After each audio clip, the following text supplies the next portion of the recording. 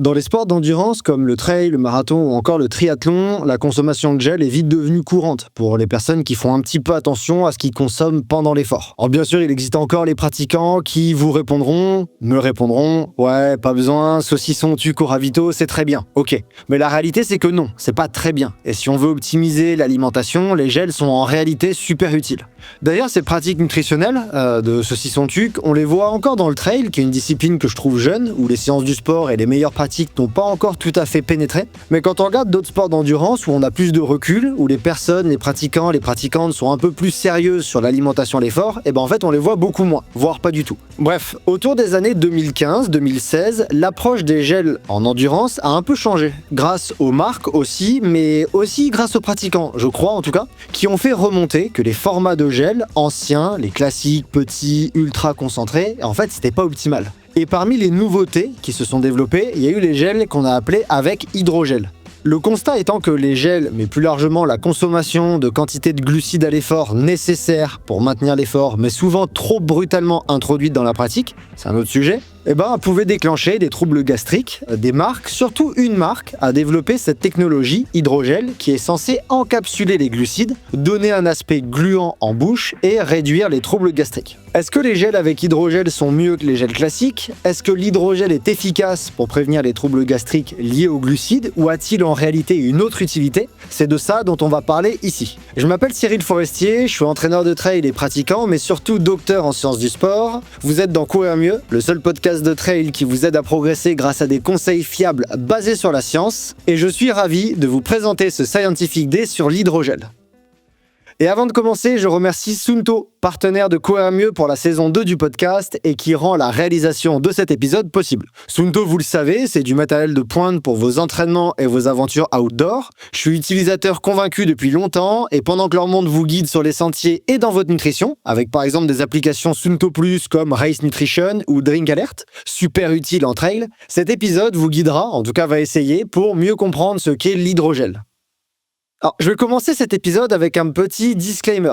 Au moment où je réalise cet épisode, j'ai un conflit d'intérêts que je dois déclarer. Je collabore avec une marque de nutrition sportive. Je veux préciser que cette entreprise ne m'a pas missionné pour réaliser cet épisode. Ce contenu est produit de manière indépendante, sans intervention ni influence de leur part, aucune. Et ça, je trouve ça important de le souligner. Deuxième chose que je veux mentionner, c'est qu'à ce jour, une seule marque sur le marché commercialise des gels avec de l'hydrogel. Cette marque ne sera à aucun moment citée dans cet épisode et toutes les identifications potentielles sont masquées et anonymisées. En tout cas, j'ai fait mon maximum pour. L'objectif de ce Scientific Day, c'est pas de discréditer un fabricant ou ses produits, loin de là, mais de vulgariser des recherches scientifiques existantes pour clarifier ce que la science nous permet d'attendre de l'utilisation d'hydrogel ou pas. Évidemment, tout commentaire qui sera haineux ou dénigrant sera immédiatement supprimé. Et je vous remercie de comprendre ce choix. On va rembobiner un petit peu et placer le contexte. Dans les sports d'endurance, comme le trail, la gestion de l'énergie, c'est un facteur clé de la performance. Je vous en avais déjà parlé dans les épisodes, par exemple où j'ai reçu Julien Louis sur comment s'alimenter en trail.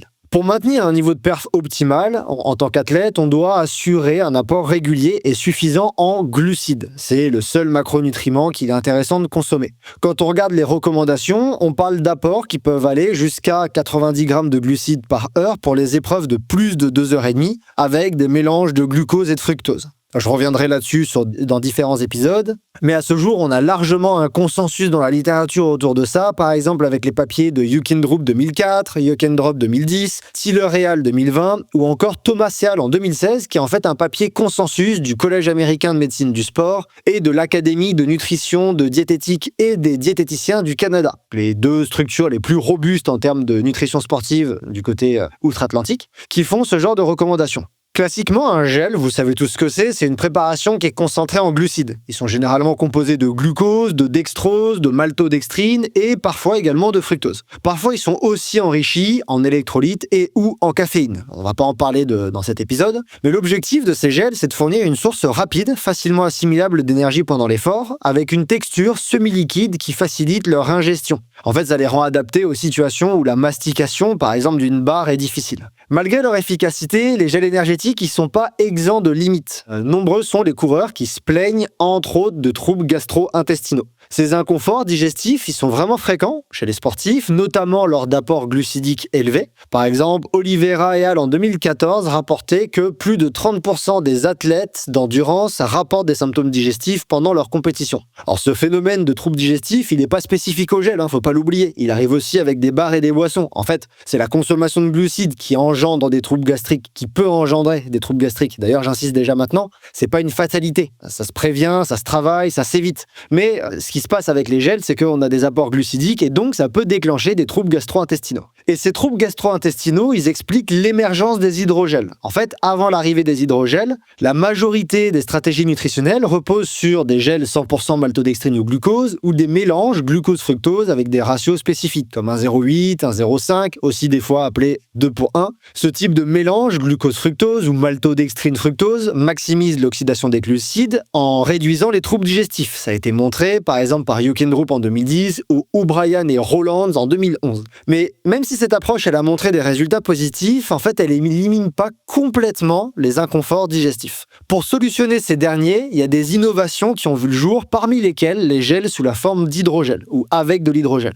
Présentés comme une évolution des gels traditionnels, les gels avec hydrogel seraient un moyen d'aller plus loin en proposant un produit qui pourrait combiner haute densité énergétique et confort digestif. Je vous propose d'essayer de comprendre qu'est-ce que c'est qu'un hydrogel. Et on va faire un mini point chimie ultra simplifié. Un hydrogel, c'est, pour prendre la définition exacte, un réseau tridimensionnel de polymères hydrophiles. Wow, j'ai un peu transpiré en disant ça. Dans la nutrition sportive, l'hydrogel, c'est principalement en fait composé de deux ingrédients naturels, des polysaccharides, de l'alginate de sodium, qui est un extrait d'algues brunes, ni plus ni moins, et de la pectine, qui est issue des fibres de fruits. Donc en fait, c'est un mélange ultra simple. Ces deux composants, ils sont biocompatibles, biodégradables et capables de former un gel plutôt solide en présence d'ions calcium. La littérature, elle l'a montré, comme les travaux de Sanchez-González et al. En 2021. En fait, le mécanisme de formation de cet hydrogel, il repose sur ce qu'on appelle le modèle de la boîte d'œuf. Dans la littérature, il parle de ça. En fait, les ions calcium, ils viennent se lier aux polymères d'alginate et de pectine. Ça crée un maillage dense qui encapsule les substances présentes dans la solution, par exemple de l'eau, les glucides présents dans de l'eau. Et ce processus, en fait, il garantit une stabilité du gel et un comportement spécifique dans l'organisme. Dans leur méta-analyse sur laquelle je vais revenir plus tard, Suteal et al. En 2022, ils clarifient ce mécanisme d'action. Les hydrogels, ils sont conçus, je viens de le dire, pour encapsuler des glucides et une fois ingérés, ils réagissent à l'environnement acide de l'estomac en formant une structure visqueuse qui crée l'encapsulage. Cette réaction, elle permettrait à la préparation glucidique de traverser l'estomac plus rapidement sans provoquer de troubles gastro-intestinaux. Et lorsque le gel, l'hydrogel, les glucides encapsulés atteignent l'intestin grêle, où le pH est plus élevé, l'encapsulage se dissout et libère les glucides. Leur absorption et leur utilisation par les muscles est alors possible. Et si les hydrogels suscitent aujourd'hui autant d'intérêt, dans le milieu sportif en tout cas, c'est pas un hasard. Leur efficacité à encapsuler et libérer des composés, elle a été exploitée dans des domaines par exemple médicaux, largement, comme la cicatrisation des plaies, mais également le transport de médicaments. Donc si ça marche dans le milieu médical, il a été pensé que cet encapsulage pouvait prévenir les troubles digestifs dans le contexte sportif. L'hydrogel permettrait aux athlètes d'ingérer des quantités plus importantes de glucides sans inconfort. La conséquence attendue serait une amélioration des performances en endurance, évidemment, parce qu'on peut consommer plus de glucides, le carburant. Mais malgré des bases physiologiques solides et un concept qui est assez suffisant, je trouve, les preuves scientifiques en faveur de l'hydrogel restent à mon sens aujourd'hui mitigées. Et je vais vous présenter la littérature sur le sujet. Et vous allez voir que si dans le contexte des glucides, les hydrogels semblent peu intéressants, d'autres perspectives semblent s'ouvrir dernièrement à cette technologie. Le premier domaine d'application de l'hydrogel, ça concerne les glucides. Donc je vous propose dans cet épisode de commencer en nous intéressant à ce que la littérature a démontré concernant l'efficacité de cette technologie dans ce contexte-là. La méta-analyse de Suteal et al. En 2022 constitue aujourd'hui la synthèse la plus complète et rigoureuse des recherches sur les effets de l'hydrogel sur la performance sportive d'endurance et les troubles gastriques. Cette analyse, elle vise à évaluer de manière objective si l'ajout d'alginate de sodium et de pectine aux boissons glucidiques permettrait d'améliorer la performance, d'optimiser l'utilisation des glucides, aussi appelée oxydation des glucides, et de limiter les troubles gastro-intestinaux. Pour garantir la solidité de leurs conclusions, les auteurs ont procédé à une sélection méthodique des études les plus rigoureuses disponibles. Les 7 études retenues dans la méta-analyse de ces auteurs impliquaient des athlètes hommes et femmes de 18 à 50 ans en bonne santé et sans antécédents digestifs. Ces participants étaient plutôt de bonne capacité physique, avec un VO2 max moyen de 63 ml par kilogramme par minute chez les hommes et 57 chez les femmes, donc c'est plutôt un bon niveau sportif. Et dans toutes ces études, les protocoles consistaient en des exercices d'endurance prolongée de 110 à 180 minutes, à pied ou en cyclisme par exemple. Dans ces études, les participants consommaient des boissons glucidiques avec ou sans hydrogel, mais de manière isocalorique. Et ça, c'est super important à retenir. Ça signifie que dans tous les groupes, les apports énergétiques en glucides étaient scrupuleusement les mêmes. Les doses étaient les mêmes. La seule chose qui changeait, c'était hydrogel ou non. Les doses de glucides allaient dans les études de 70 à 132 grammes par heure, majoritairement sous la forme de maltodextrine mélangée à du fructose dans un ratio de 1,07 en moyenne. Les résultats de cette méta-analyse montrent que, malheureusement, l'ajout d'alginate de sodium et de pectine aux boissons glucidiques n'a entraîné aucune amélioration significative des paramètres classiquement mesurés. Tout d'abord, les performances sportives étaient équivalentes, quelle que soit la boisson glucidique consommée. Ensuite, les athlètes ayant consommé des boissons enrichies en hydrogel n'ont montré aucune différence notable en termes de vitesse, de temps de course ou de rendement énergétique, comparativement à ceux ayant consommé des boissons glucidiques sans hydrogel. Deuxièmement, les mesures du taux d'oxydation des glucides, donc de l'utilisation des glucides, n'ont révélé aucun avantage. Avec ou sans hydrogel, les utilisations des glucides par le métabolisme pendant l'effort étaient équivalentes. Et enfin, la concentration de glucose sanguin, qui est un marqueur de la disponibilité énergétique, à quel point il y a du sucre dans le sang disponible, n'a pas non plus montré de variation significative entre les différentes conditions expérimentales. Concernant les troubles gastro-intestinaux, les résultats de cette méta-analyse confirment pas non plus les promesses de l'hydrogel. Aucune des études discutées dans la partie revue littérature de cet article, c'est-à-dire une section sans méta-analyse, parce qu'ils n'ont pas eu assez de matière pour faire la méta-analyse, et les auteurs rapportent qu'il n'y avait pas de diminution significative des inconforts digestifs liés à la consommation de glucides avec l'utilisation d'hydrogel. Il y a un élément que je trouve particulièrement intéressant dans cette méta-analyse, et c'est la cohérence des résultats, à part une étude sur laquelle je reviens après.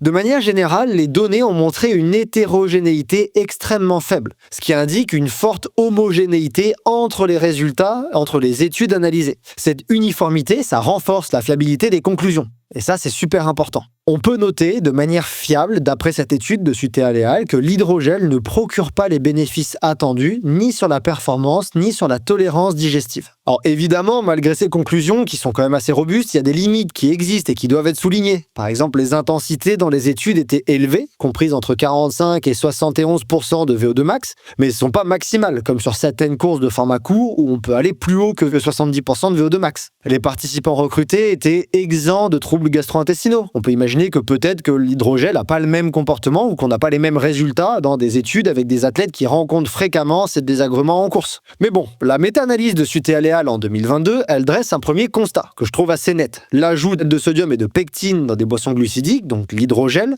ne semble pas conférer d'avantages significatifs en endurance. Et toutes les études incluses dans cette méta-analyse s'accordent sur ce point. Quand je les ai lues indépendamment, elles vont toutes dans la même direction, sauf une, sur laquelle je trouve intéressant de zoomer maintenant. Mais avant de nous intéresser à cette publication, je voulais rappeler quand même quelque chose. Les gels sont apparus dans un but d'optimisation des apports, par rapport au poids total du produit. Et quand je pense optimisation, je pense à un partenaire précieux de cette saison 2, Wise. Wise, c'est une marque créée par et pour des ultra-trailers avec une promesse forte. Proposer des équipements conçus pour durer et optimisés avec une réflexion sur les moyens de produire des équipements légers et résistants qu'on oublie pendant la pratique pour se concentrer sur l'essentiel, l'effort et la nature. En parlant de gel à l'effort, je pense à leur sac, le Sherpa Max et le Sherpa Race, que j'utilise régulièrement et qui me permettent chacun de transporter toute l'alimentation dont j'ai besoin, avec un confort et une stabilité que moi je trouve remarquable. Je vous invite à aller découvrir ces produits sur le site de Wise, le lien est en description de l'épisode. Allez, revenons sur l'hydrogel et sur cette étude qui dénote un peu du reste de la littérature. L'étude de Rowe et al. En 2022 se distingue par des résultats particulièrement favorables comparativement aux autres études de la littérature et aux autres études de la méta-analyse,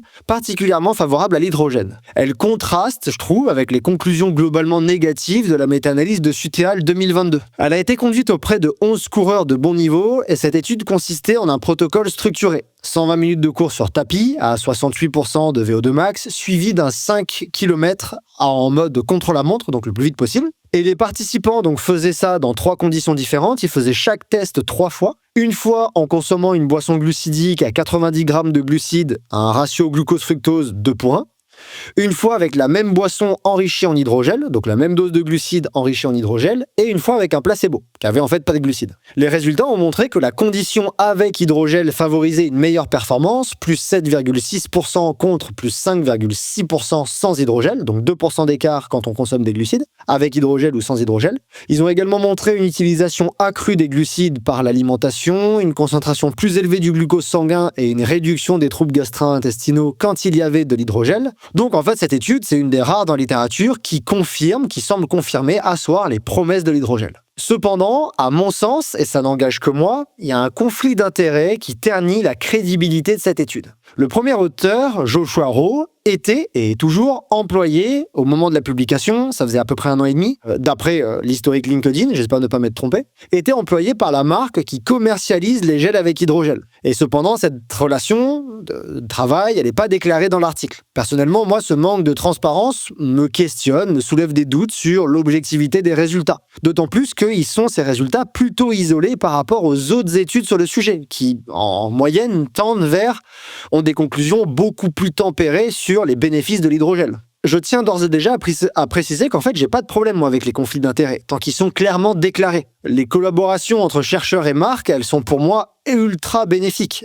Je suis même plutôt de ceux qui les favorisent et aimeraient qu'il y en ait plus. Mais il faut qu'elles soient transparentes. Si je reprends l'exemple de l'étude de Malissou avec Decathlon sur les chaussures de course, dans les épisodes que j'ai réalisés sur comment choisir ses chaussures de trail, dans les 2 papiers qui ont été réalisés en partenariat avec Decathlon, ça a été mentionné explicitement ce partenariat. Et au moins, on sait comment interpréter les résultats. On sait ce qui s'est passé en fait dans la construction de l'étude. Dans la méta-analyse de Suteal en 2022, il y a un léger conflit d'intérêts qui est également présent et qui a été déclaré. Le 3e auteur est membre du projet Sub 2 heures. Et dans ce projet Sub 2 heures, l'entreprise qui commercialise les gels à base d'hydrogel, elle possède en fait 1% des parts. On est tous d'accord que 1% des parts, c'est très peu, mais le potentiel conflit d'intérêts, il est moindre, mais il est déclaré. Dans d'autres études plus récentes que je vais discuter maintenant, il y a également d'autres membres de cette entreprise, et là aussi les conflits d'intérêts sont déclarés, ce qui illustre une sorte d'évolution vers plus de transparence. Il y a même eu des conflits d'intérêts qui pourraient être déclarés et qui pourraient correspondre à cette étude. C'est-à-dire qu'il y a une étude où le conflit d'intérêts, il dit que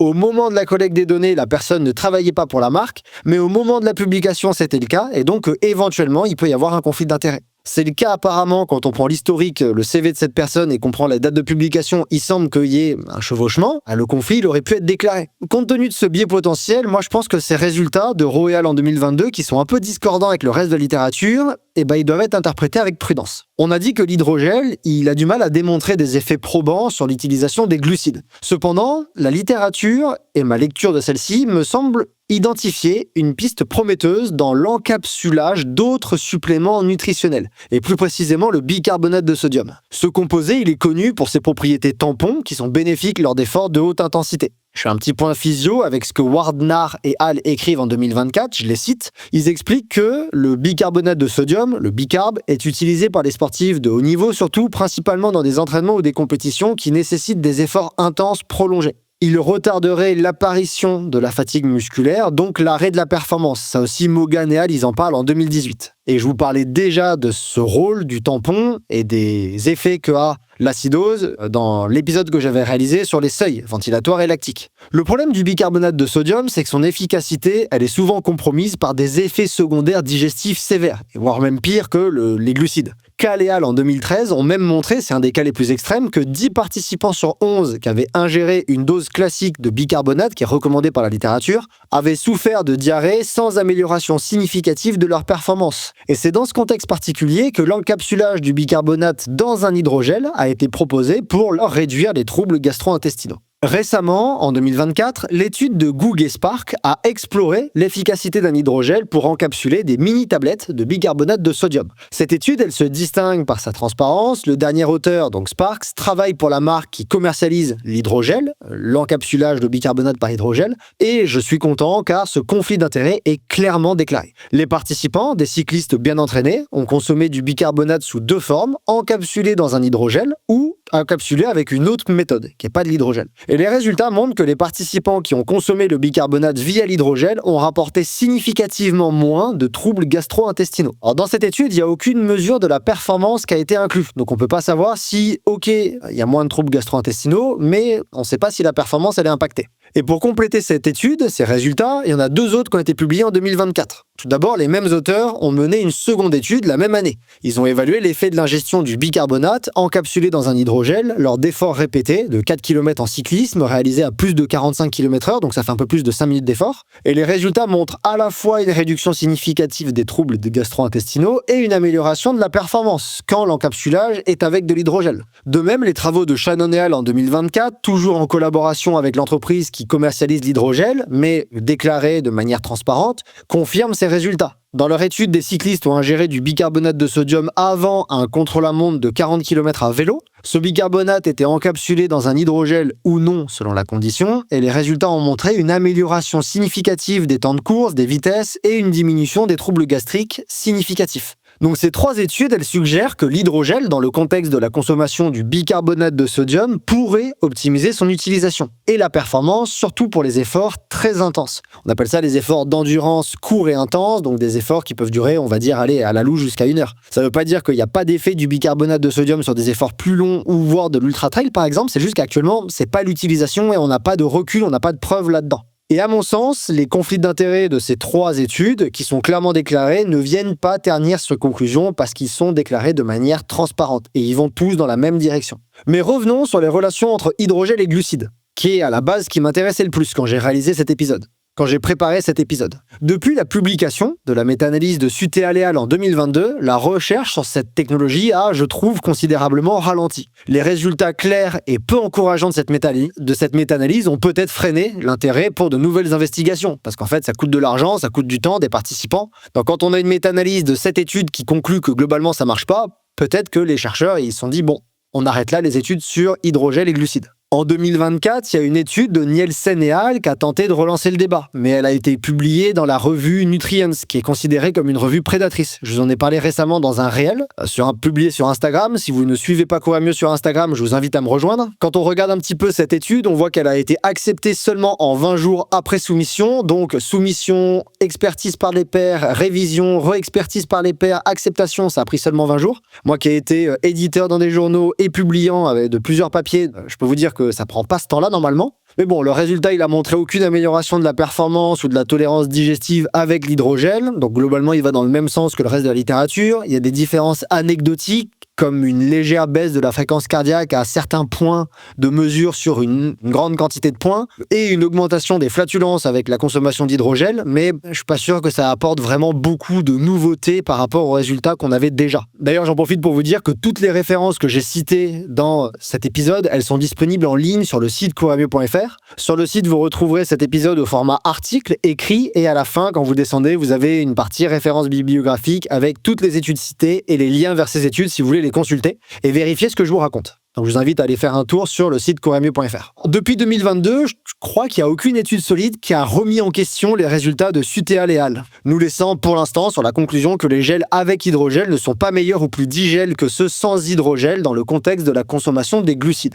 Mais il y a quand même une question que j'aimerais élucider avant qu'on conclue cet épisode. Malgré des résultats scientifiques mitigés sur l'efficacité des gels contenant de l'hydrogel sur par exemple la performance et les troubles gastriques, ces gels y bénéficient d'une image très positive auprès des athlètes, notamment pour leur tolérance digestive, c'est ce qui est rapporté. Il y a même d'ailleurs récemment une étude qui a été faite par un média français un petit sondage sur un panel qui rapporte que c'est même la marque la plus utilisée sur route. Ce paradoxe, il me soulève une question. Est-ce que l'hydrogel est réellement responsable de cette tolérance, de cette utilisation des gels de cette marque, ou est-ce qu'il y a d'autres facteurs qui rentrent en jeu? Et pour moi, il y a autre chose à discuter.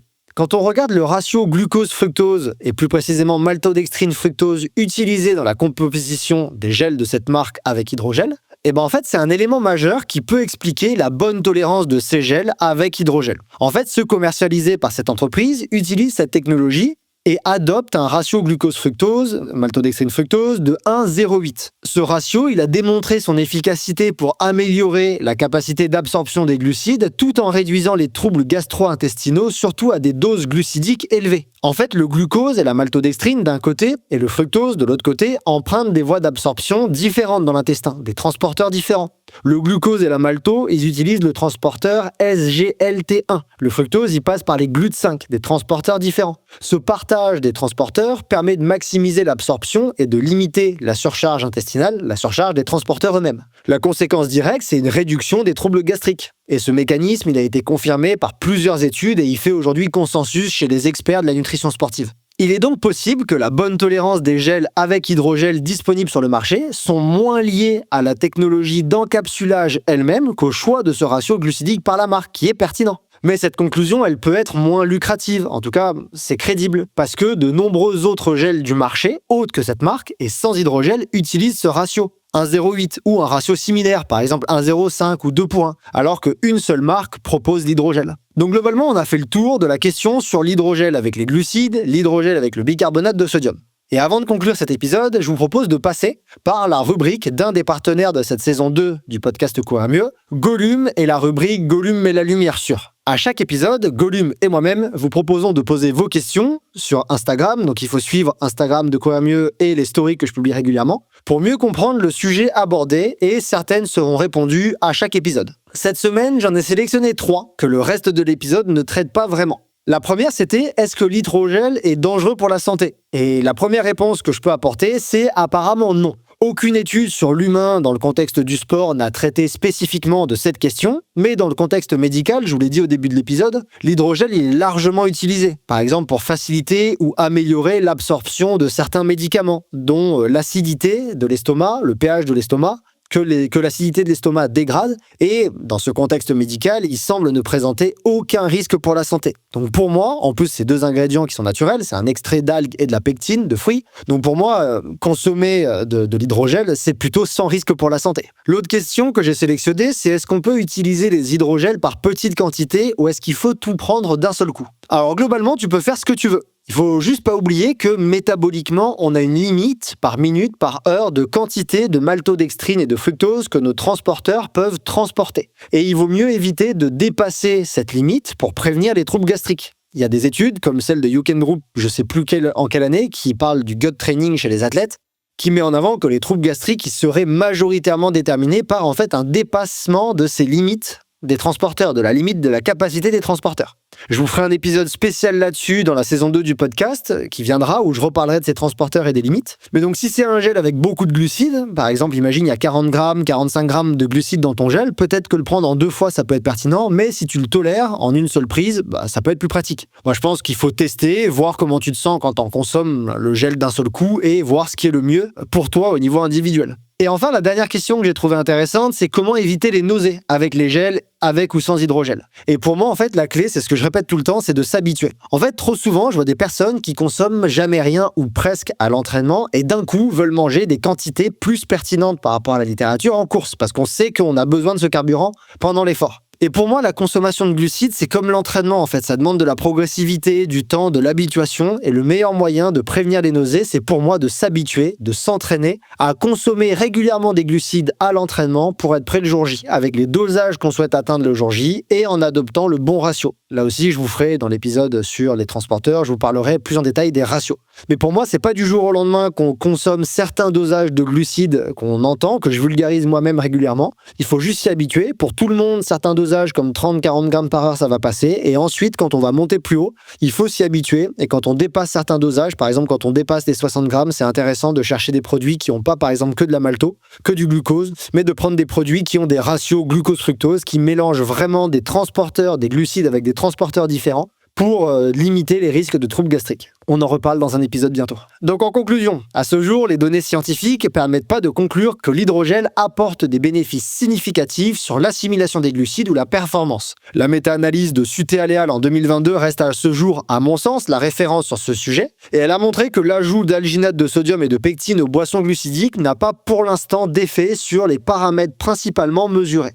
De plus, les très rares études plus récentes, elles n'ont pas non plus remis en question ces résultats, avec par exemple l'étude de Nielsen et al. En 2024, publiée dans une revue que je vous conseille d'éviter, qui ne montre pas d'autres effets notables de l'hydrogel. Il est cependant crucial pour moi de noter, dès maintenant, et j'ai peut-être oublié de le dire dans le reste de l'épisode, que l'hydrogel n'a pas non plus démontré d'effets délétères. et à tous les marqueurs classiquement mesurés. Il n'y a pas moins d'oxydation de glucides avec de l'hydrogel, il n'y a pas de moins bonne performance, il n'y a pas plus de troubles gastriques, il y en a autant que sans hydrogel. Et ça, c'est important. Les gels avec hydrogel semblent juste équivalents en efficacité aux mêmes gels, aux mêmes quantités glucidiques sans hydrogel. Ils n'ont pas juste plus de bénéfices, mais ils ne sont pas plus à risque non plus. Et si l'hydrogel n'a pas convaincu pour les glucides, il pourrait néanmoins se révéler intéressant dans un autre contexte, celui de l'encapsulage du bicarbonate de sodium. Ce composé, que certains athlètes consomment, améliore les performances dans les efforts courts et intenses surtout, mais provoque souvent des troubles gastro-intestinaux sévères. Et les études disponibles suggèrent que dans ce cas particulier, l'hydrogel trouverait une efficacité significative. Il réduirait les troubles digestifs et permettrait donc l'amélioration de performance qu'on attend grâce au bicarbonate de sodium. Ces premiers résultats seront, je l'espère, confirmés par de futures recherches indépendantes des marques qui commercialisent les produits avec hydrogel, mais je suis assez confiant. Et la bonne tolérance des gels à hydrogel pourrait en fait ne pas être due à l'encapsulage des glucides, mais au ratio glucose-fructose que les gels du marché avec hydrogel utilisent et qui pour moi est pertinent et semble cohérent avec la littérature scientifique. Ce ratio, on le sait, optimise l'absorption des glucides en exploitant des transporteurs à glucides distincts, ce qui limiterait les troubles digestifs. Ce ratio est également utilisé dans d'autres gels du marché qui ne contiennent pas d'hydrogel et qui offriront donc probablement une tolérance digestive similaire. Il est donc possible que les bénéfices attribués à l'hydrogel soient en réalité liés à cette stratégie nutritionnelle, le ratio, plutôt qu'à la technologie elle-même. Et si je peux me permettre 2 conseils pratiques, si dans les situations qu'il requiert et en suivant les recommandations de la littérature, vous consommez de grandes quantités de glucides à l'effort, par exemple plus de 60 grammes par heure, utilisez surtout des gels avec un ratio glucose-fructose ou maltodextrine-fructose de 1,08 ou 1,05 ou 2 pour 1, avec ou sans hydrogel. Si vous consommez du bicarbonate de sodium, préférez un produit avec hydrogel.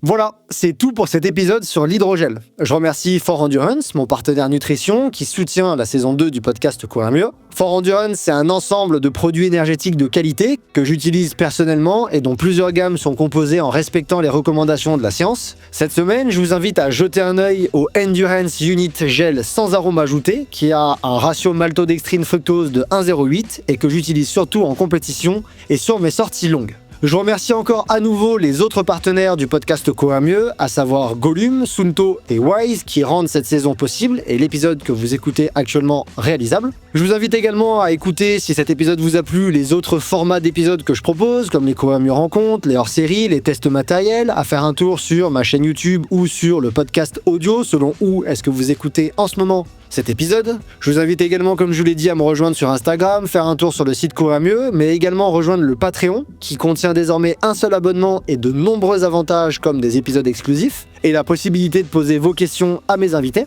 Et quant à moi, je vous dis à très bientôt pour un nouvel épisode, et n'oubliez pas que selon Edward Deming, sans donner à l'appui, nous ne sommes qu'une personne de plus avec une opinion.